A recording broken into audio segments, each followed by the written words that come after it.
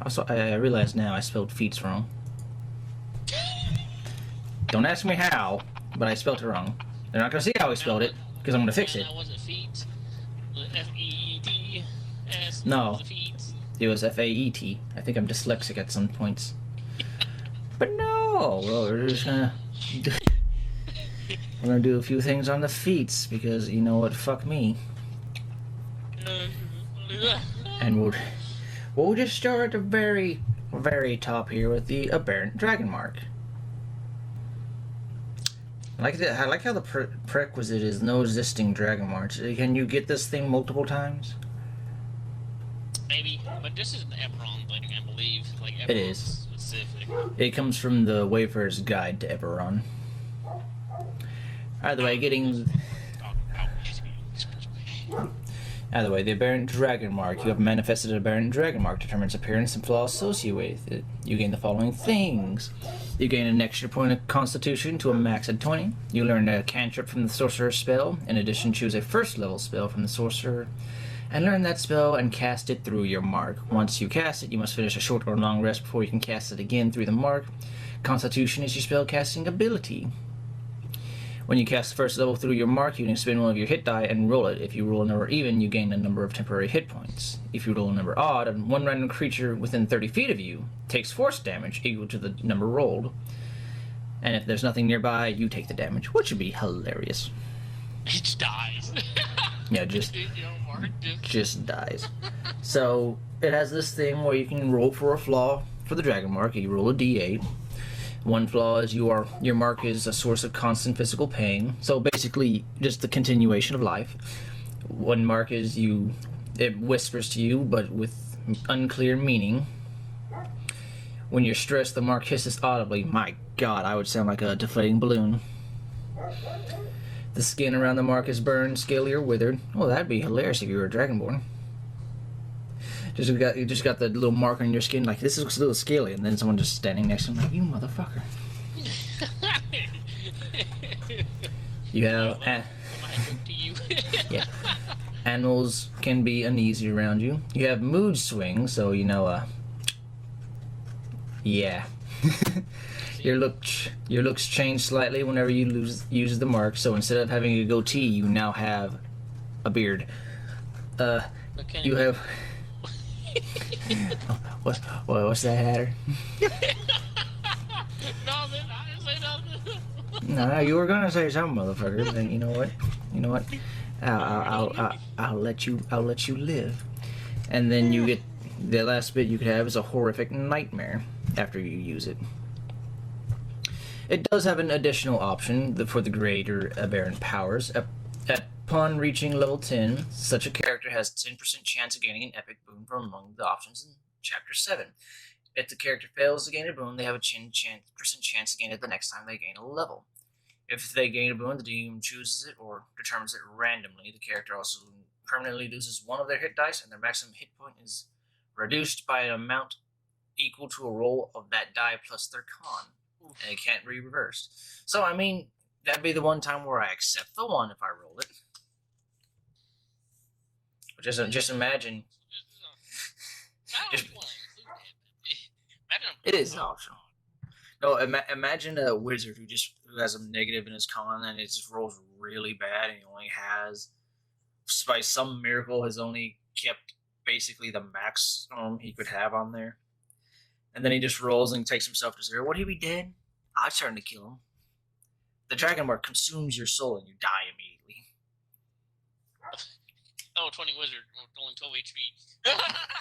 Yeah. So I kind of want to like. I'm also gonna rank them. I'm gonna put this like in a mid-tier 5 because yeah, I mean you gain a cantrip and you gain a spell, which I guess useful. And Constitution is a unique one for you to use. Like in all theory, I could technically see you putting this on a barbarian because he would have a lot of sense for using the Constitution.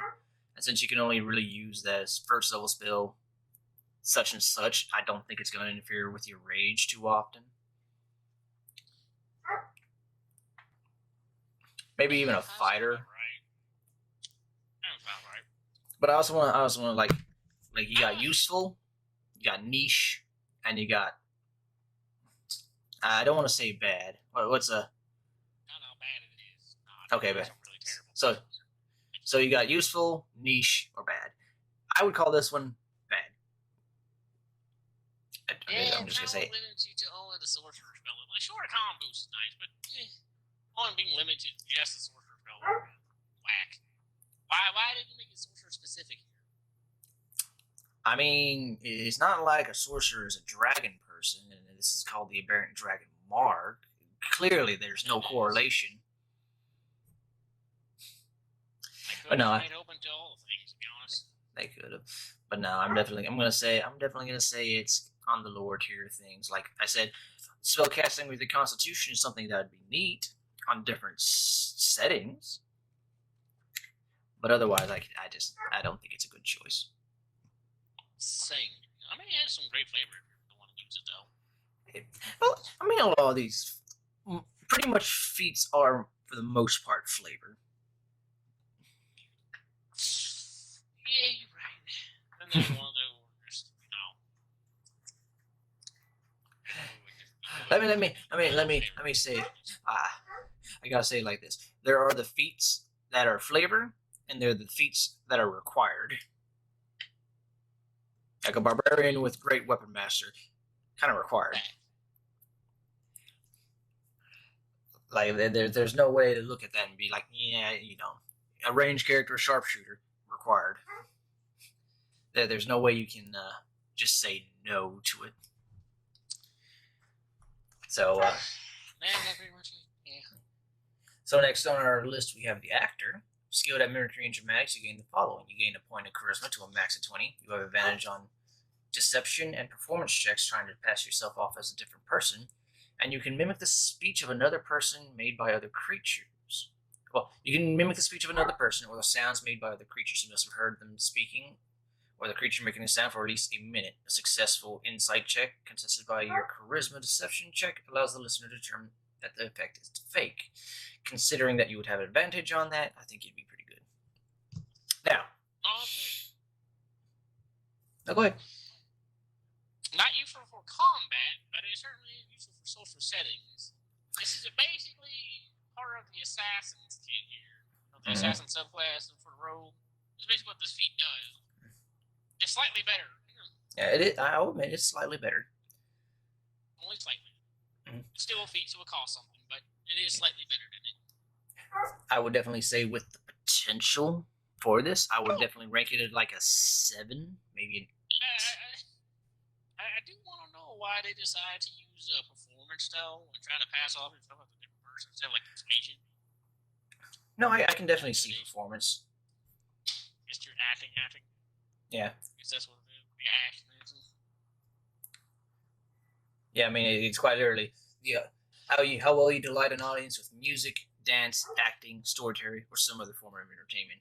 And clear, I mean, yes, it's deception when you're acting like somebody else, but you're also acting like a person. So I can definitely see that makes sense. Why it'd be more performance. And the deception, very clear, because you're not gonna be persuading people when you're acting like another person. You're gonna be deceiving people. I mean, I can persuade someone to not. I mean, con artists do it all the time. I don't know what you mean. We call those politicians. No, but I would I'd give it a 7, maybe an 8, but I would 100% call this niche. It definitely is niche, but it's good on any warlock or bard. It's good on warlock, good on bard. It's good on rogue. Assassin. That's true. Basically, all the charisma classes benefit from this. You're not wrong, but advantage on checks is always nice. And they were born from the roll, senpai. They were born from the roll. They were different. Although I do gotta say, one really good example of the actor feat, even though he didn't have it, would be in the second campaign of Critical Role where they were fighting that guy that it was messing with Jester's mom early on in the beginning. Yeah. You know how they cut off his hand and they were intimidating and whatnot. Fact. Also, it's a spoiler. Well, I guess spoilers if you haven't watched Critical Role. So if you haven't watched anything, just quit listening and go look at something else. And if not, here I'm going to ruin you. There's a part where they've cut off the man's hand. They're intimidating him. Bo's intimidating him, trying to do her best to do that. And there's a piece where he's just like, "Who the hell are you?" And at that moment, Travis's character Ford has just used disguise self and has basically turned into the guy. And Travis himself, as an actor, mimicked Matt's voice for the guy almost pretty much flawlessly. Oh yeah, I remember that. Yeah. Yeah. So right there, that would be like the pinnacle of what you could do with this actor feat. And honestly, if you were to able to actually do that to me in a setting as a DM, I wouldn't let you roll. I would just say you fucking won. And which is, I'm pretty sure, what Matt did at that exact moment. Because he could have had another intimidation. Yeah, automatically succeed. But basically, he turned into the guy and then talked exactly like him with flawless expression. That is a perfect example of how the actor feat would work. So let's hop on to the next one. We got the alert feat. We're on 11 minutes. So we should get a good number in here. Either way, alert feat. You gain a bonus to initiative of +5. You can't be surprised while conscious, and other creatures can't gain advantage on attack rolls against you as a result of being unseen, which would hurt a rogue a lot. 10 out of 10 feet. I would definitely call this is a good feat. It's a very useful feat. It could honestly work on any character. Even if you don't use the other two, that +5 to initiative for some character is just the cream of the crop.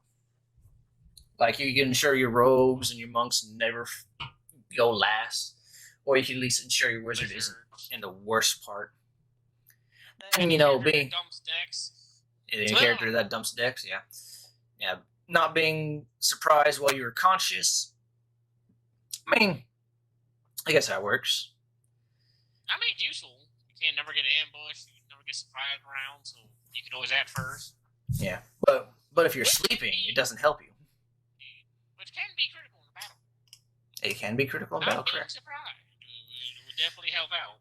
And I would say that if something is hiding and attacks you, they don't get the advantage. I think that is a very unique way to say, screw you, rogue. Or anything that uses stuff like that. I just uses invisibility. Anyone? Yeah, I mean, I definitely could. I could look at this and I could really request, like, maybe you have a higher chance of noticing people that are hidden around you. I suppose that you can't be surprised. Have a better chance of noticing people. Like, I'm pretty sure there's some feat in here that increases your path. It's observant. I'm thinking observant. Yeah. That has the higher chance of seeing that. I think this would also do really well for a higher passive wisdom, passive perception. Because the way this works, it almost works better with that. Whereas observant, I would think, should be more of like your natural insight and investigation. That one I could see that one having. It's funny because perception is wisdom based and all that, and so is insight. But if you take alert, just dump wisdom. Yeah. You never be surprised. Basically. Oh, nobody. I'm on the perception check, but I still won't be surprised.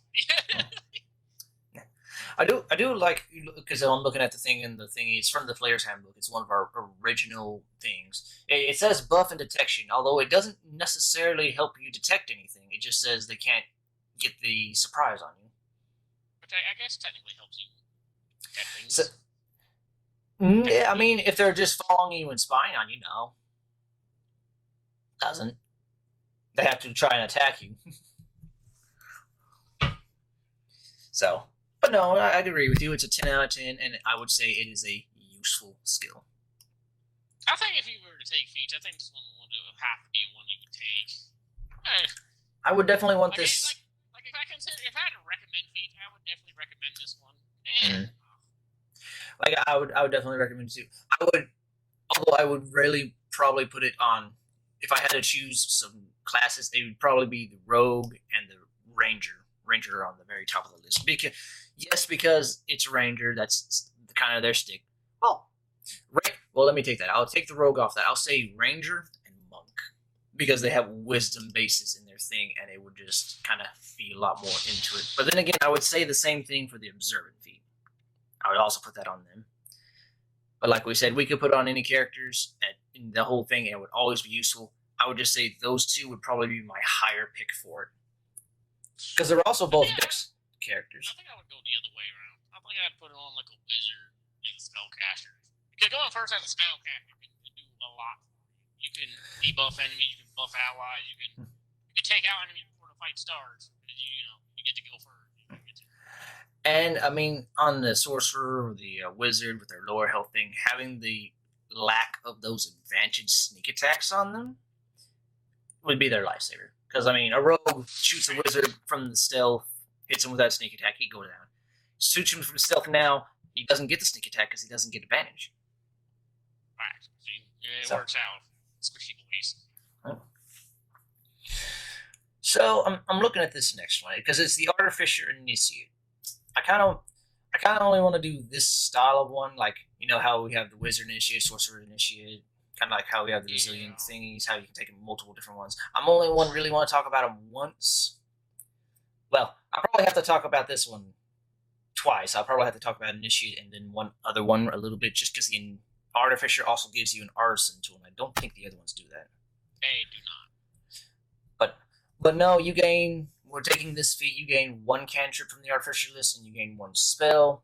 Intelligence is your casting. You can use this first level spell once without using a spell slot,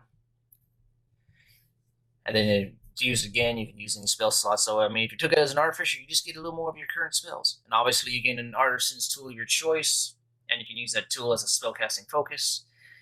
I mean, I gotta give it. I'm going to give it a 9, because yes, you're getting spells, and spells are always nice. But I also got to consider this kind of niche. But it's like on that middle ground of niche useful. Honestly, I think this is one of the worst of the Magic Initiative feats. The only thing I really like, the Artificers don't really have any good first spells.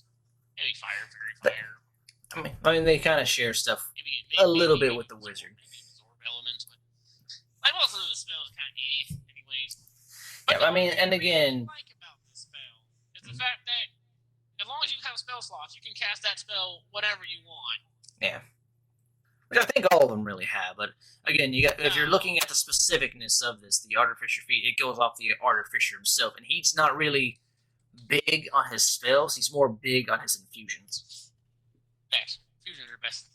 Yeah, they're best feat. So I can kind of see why it's kind of toned down. Oh no. Mm-hmm. It's cool. Since you can take any artisan tool and use that as a spell kind of focus, you could technically make a chef that uses cooking supplies as a you could arcane focus roleplay. So maybe I guess roleplay value is really good. No, I'm just imagining like in Artificer, that's just chef. And he makes like a weapon of returning on like a big ladle or something. When someone insults his food, he just chucks that shit at him and it comes back to him.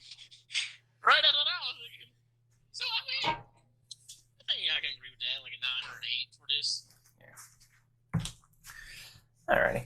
But what would you consider useful, niche, or bad? I don't think they would consider it niche, to be honest.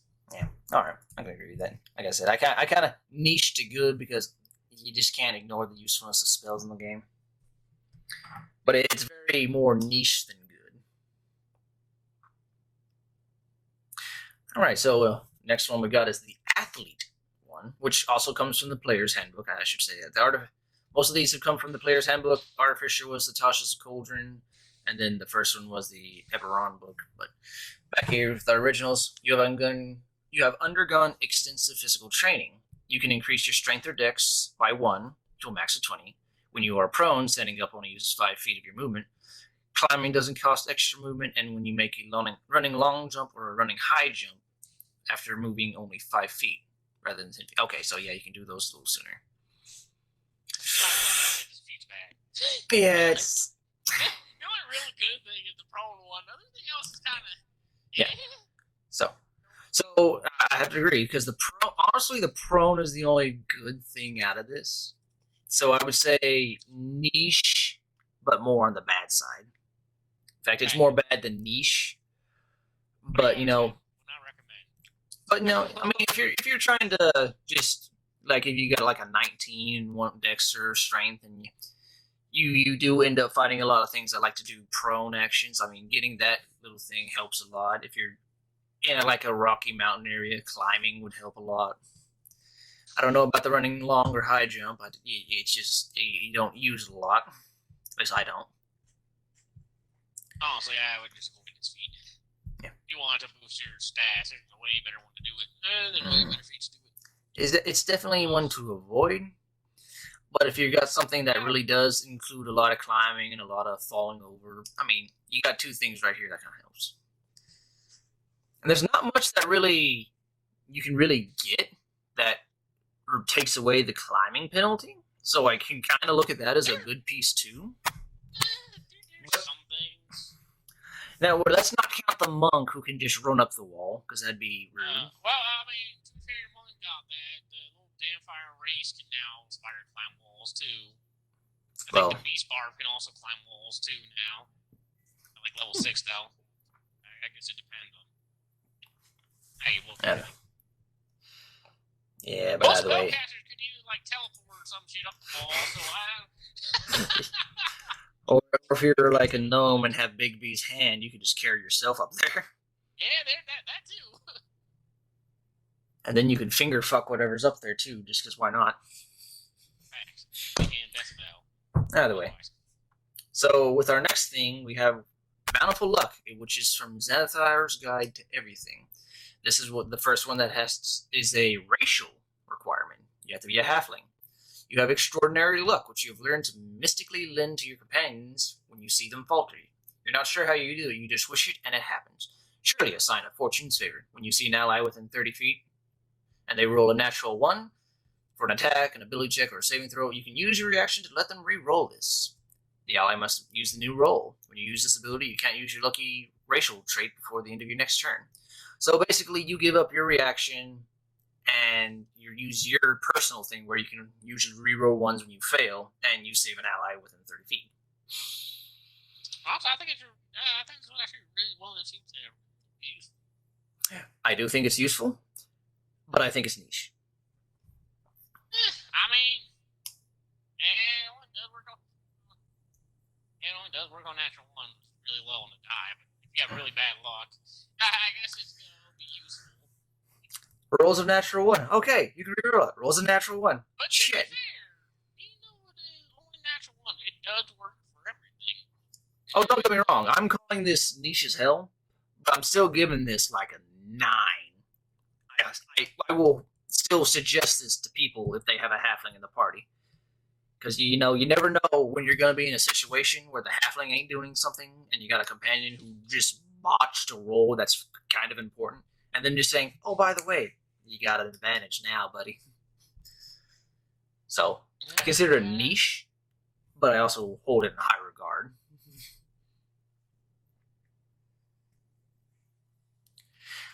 I think that's a very good rating. Mm-hmm. Very good. Like 9 out of 10, or 10 out of 10 would work for it. I can see though. Yeah. I mean, 30 feet's pretty good. Any roll they do is pretty good. I mean, I guess they could also save them if they fail a death saving throw, so I guess I can see that's even nicer. Indeed. Nat 1 on death saves are not good for you. They're not good for your health. Yeah. It is definitely not. And, I really, using the reaction, it'd be either for you or for someone else. So giving you an extra use of the reaction, I can smile at that. I can be happy with that. Facts. All right. Recommendation. No. It has a recommendation, even though it's niche. So next up in the book, with the player's handbook, we got the Charger feat. When you use an action to dash, you can use a bonus action to make one melee weapon attack or to shove a creature. If you move at least 10 feet in a straight line immediately before taking this bonus action, you gain either a +5 bonus to your attack damage roll, if you choose to make a melee attack hit, or push the target up to 10 feet away from you, if you choose to shove and you succeed. I'm just gonna say this is bad, to be honest. Bad. 0 out of 10. Would not recommend taking this feat at all. I don't know what character. I could see a barbarian doing something with this, like maybe combining it with a great weapon master feat and just getting like a plus 15 to that hit. Like I can see trying to shove somebody off a cliff. I can see doing this or doing that. I mean, it still lets you get an attack in. It just takes your bonus action instead of a regular thing. Now, but this is You gotta rage it for a round and then go smack a bitch. But I would say I would definitely call this bad. Without a doubt, I'd give it like a 3. I would say a rogue, but let's be honest, rogue don't have that good of a strength score, so they're definitely not pushing nobody over.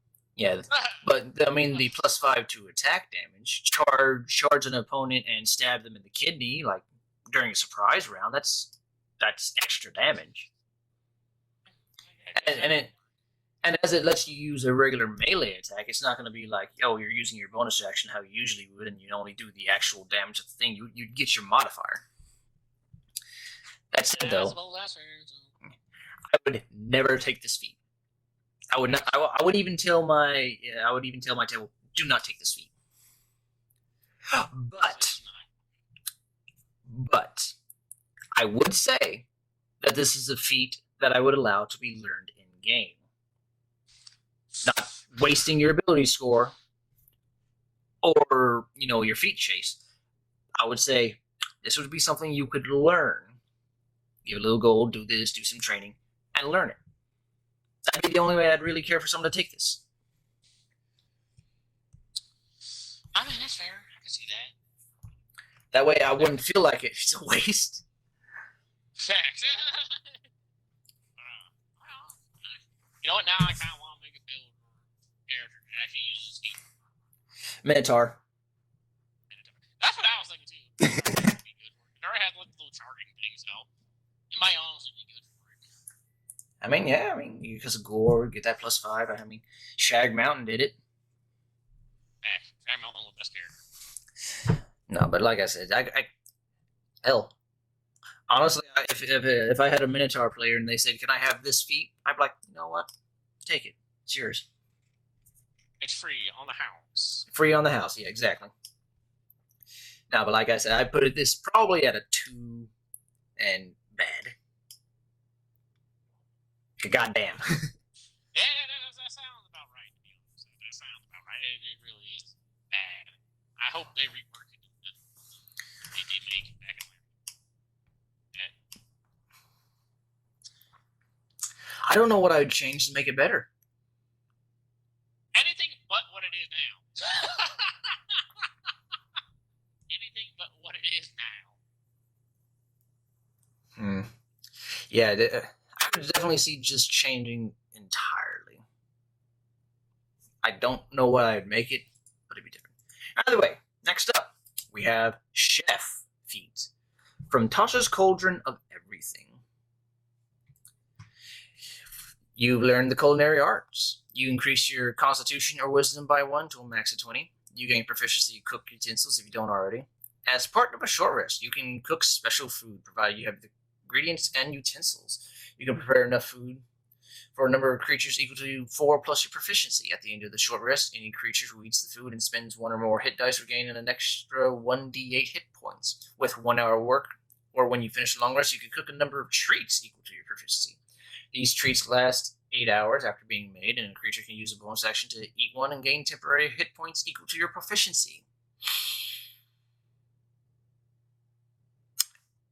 Well, I'll make a special setting for this one. I would just call this one Whack. Hey, not gonna lie, I like this feat. Oh, don't get me wrong. I like it, but it's whack. I mean, it's useful. I just wish it would give a little more. And it does a lot, eating as a... I feel like it's the last part that really just is. Yeah, the last part is definitely... bonus. That's a maximum of 6. Max. And before that's like 3 or 2. Essentially don't stack.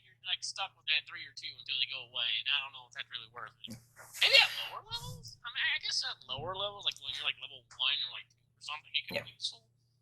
A variant human at the beginning taking this, I could smile at that. A level 20 character having this, what the hell are you doing? So probably niche.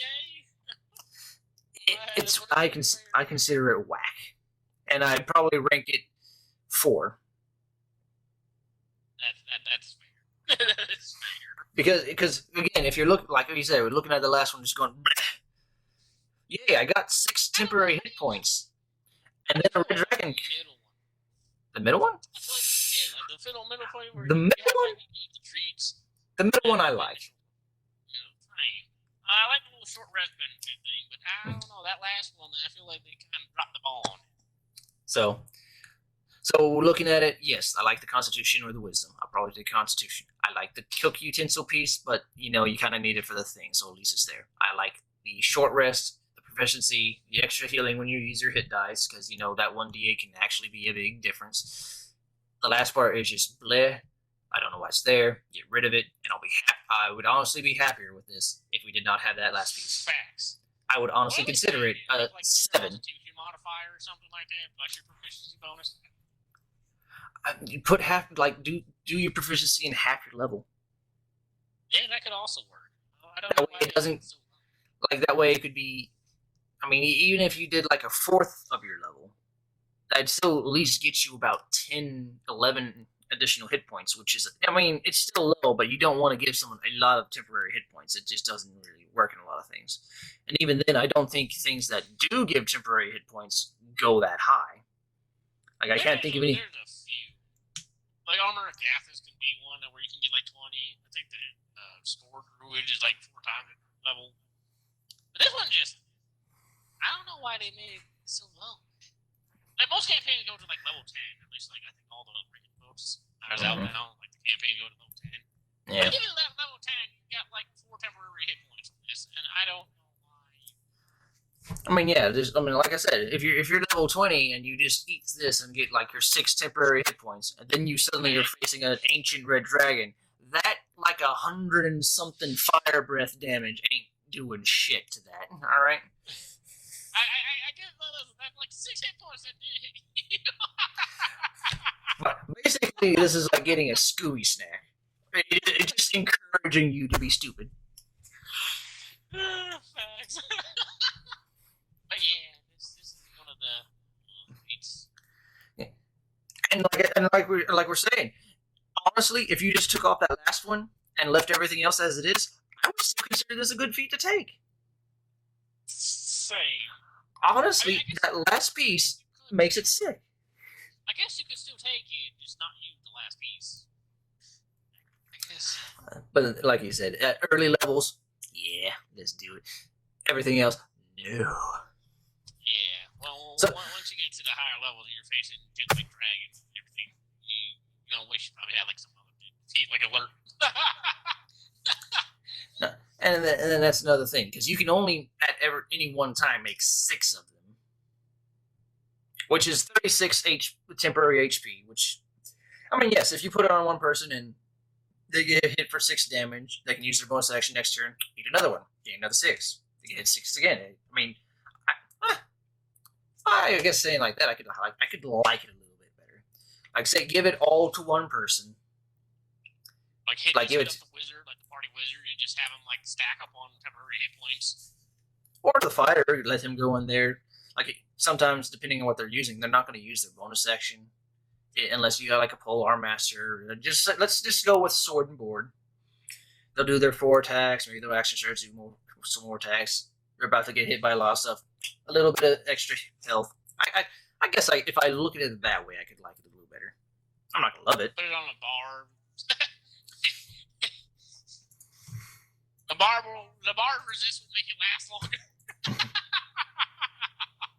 Yeah. Not by much, but it'll make it last longer. At least at earlier levels, like I said. At least at earlier levels. Yeah. Either way. Yeah, but again, they're gonna have 3 additional hit points. So maybe just niche and kind of bad. So like I said, whack. By the way, if looking at our next feat, this will be another one that I kind of put on that weird category of a different thing. It's not whack. It's not good. It's not niche. It's not bad. It's one of those ones where you'd almost consider it required. We're looking at the crossbow expert feat of the player's handbook. This is if you're using crossbows, you basically want to have this feat. And sharpshooter, but that's beside the point. Hand crossbow specifically. Hand crossbow. It couldn't be any crossbow, but yes. I mean, that said though, no, but you ignore the loading property with any crossbow, not just hand crossbows. It's just the hand crossbow lets you do a double attack. By the way, thanks to the extensive training with your crossbow, you gain the following benefits. You ignore the loading property with crossbows, which you are proficient.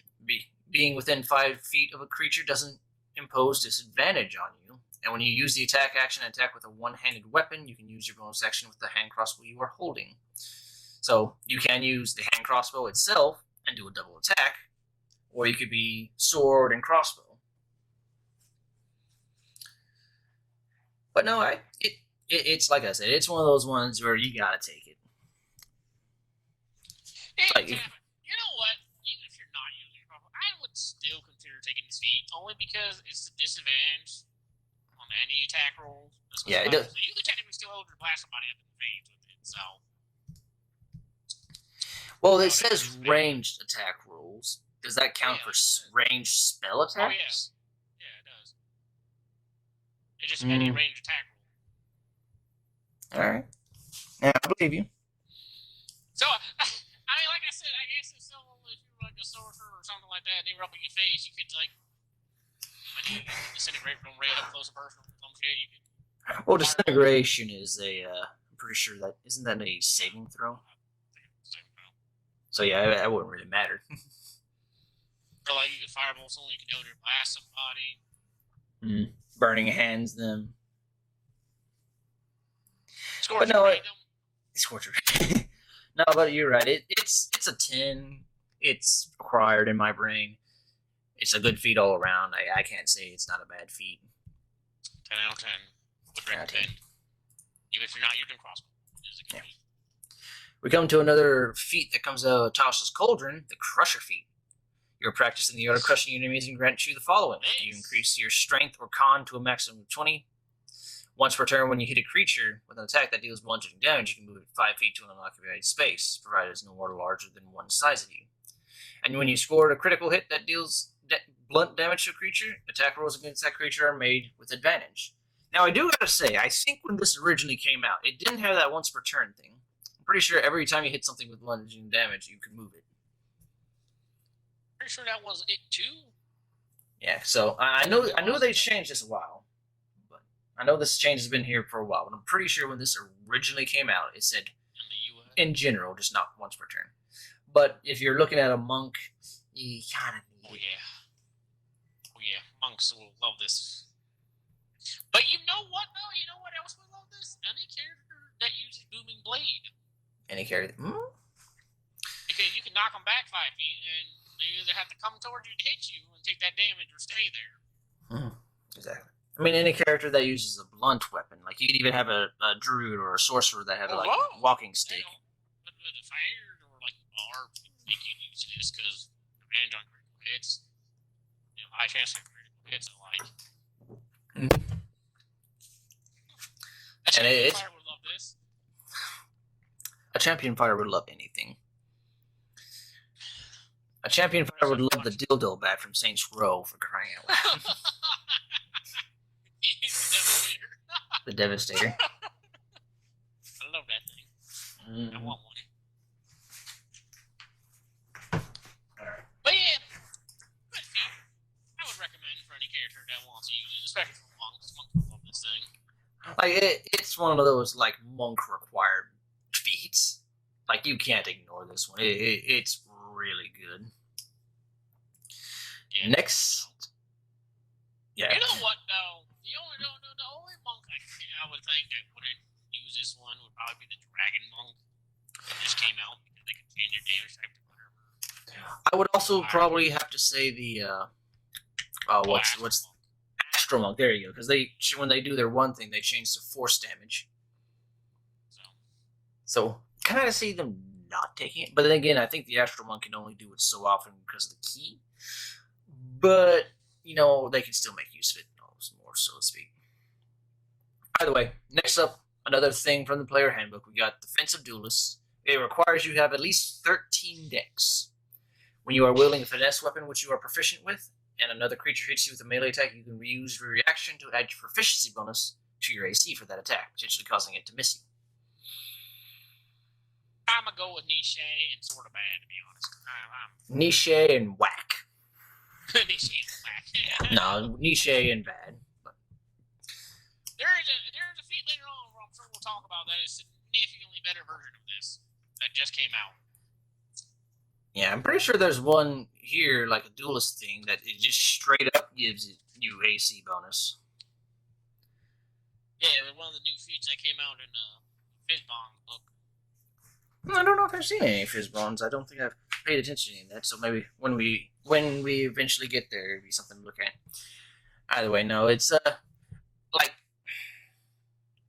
I say 3 and niche, and there's not really much to talk about this. There's not a lot of flair to it.